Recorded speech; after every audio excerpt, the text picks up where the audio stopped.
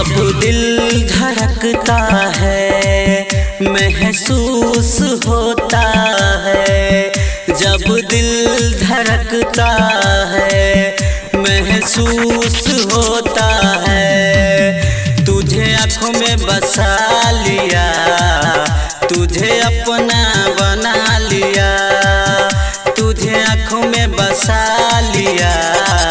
जब दिल धड़कता है महसूस होता है, जब दिल धड़कता है महसूस होता है। तुझे आँखों में बसा लिया, तुझे अपना बना लिया, तुझे आँखों में बसा लिया।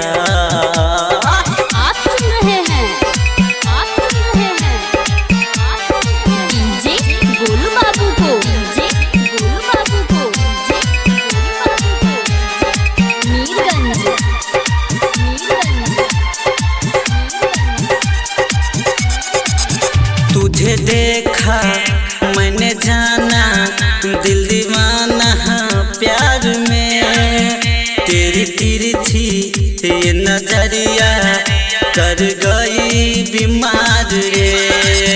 तुझे देखा मैंने जाना दिल दीवाना प्यार में, तेरी तिरछी ये नजरिया कर गई बीमार रे। तुझे आँखों में बसा लिया, तुझे आँखों में बसा लिया, तुझे आँखों में बसा लिया।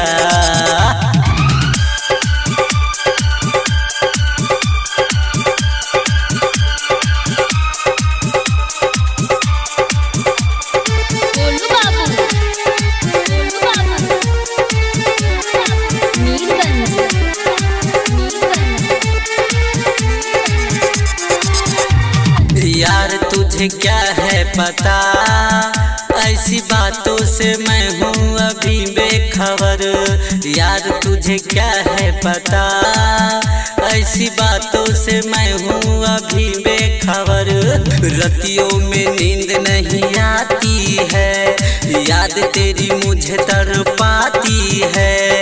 रतियों में नींद नहीं आती है, याद तेरी मुझे तड़पाती है। दीवाना बना गया मुझे, दीवाना बना गया, तुझे आँखों में बसा लिया।